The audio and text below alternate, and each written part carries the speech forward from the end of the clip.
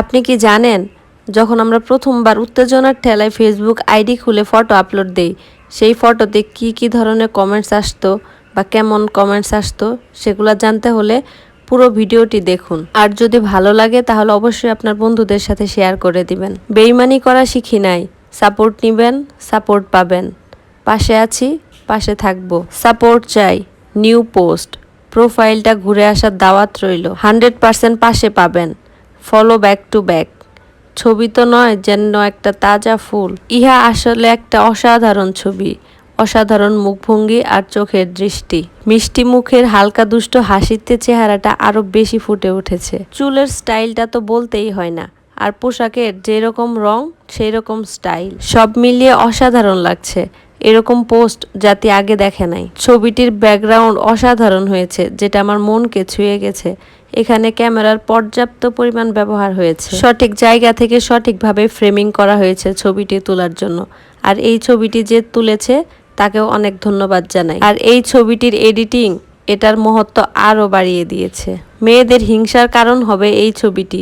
অসাধারণ model, photographer, location মন ছুঁয়ে গেল। চমৎকার সুন্দর এডিটের কারণে ছবিটি অসাধারণ হয়েছে। এরকম ছবি আমরা এবং দেশবাসীরা আরও দেখতে চাই। শেষে একটি কথা বলতে চাই, এত সুন্দর একটা ছবিতে কমেন্ট করতে পেরে আমি আমার আনন্দে ভাষা হারিয়ে ফেলেছি। প্রথমেই বলতে চাই, পোস্টে কমেন্ট করা এতটা সহজ ছিল না। আমার চারপাশে মানুষজন মাথার ঘাম পায়ে ফেলে আমাকে সাহায্য করেছে। এই পোস্টটিতে কমেন্ট করার জন্য তারা অক্লান্ত পরিশ্রম করেছে। এই জন্য আমি প্রথমেই ধন্যবাদ জানাতে চাই মার্ক জুকারবার্গকে। উনি না থাকলে আমি এই পোস্টে আজ কমেন্ট করতে পারতাম না। এছাড়াও আমি ধন্যবাদ দিব আমার দাদাকে, যার জন্ম না হলে আমার বাবার জন্ম হতো না। আর আমার বাবা যদি না জন্ম হতো তাহলে আমারও জন্ম হতো না। আর আমি যদি না জন্মাতে পারতাম তাহলে তো এই পোস্টে কমেন্টসই করতে পারতাম না। আমি আরও ধন্যবাদ দিতে চাই আমার জুতোর ফিতাগুলোকে। একদিন জুতোর ফিতা বাঁধতে গিয়ে আমি অনেক বড় দুর্ঘটনা থেকে বেঁচে যাই। আমি আরও ধন্যবাদ দিতে চাই আমার পাড়া প্রতিবেশী বন্ধু বান্ধবকে, যারা আমাকে বলেছিল ফেসবুক অ্যাকাউন্ট খোলার জন্য। তারা যদি আমাকে অ্যাকাউন্ট খোলার পরামর্শটা না দিত তাহলে তো আমি ফেসবুকে আসতেই পারতাম না। আমার জীবনটাই বৃথা হয়ে যেত। এই জীবন রেখে আর কি লাভ হতো তখন বলেন? আপনার এই পোস্টটিতে কমেন্ট করার জন্য আমার আরও সময়ের দরকার ছিল।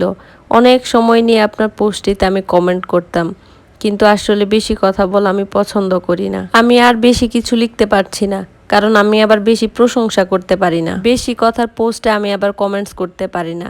আপনার পোস্টে কমেন্টস করতে গিয়ে আমার হাতটা কাঁপছে, চোখ দিয়ে পানি বেরিয়ে গেছে।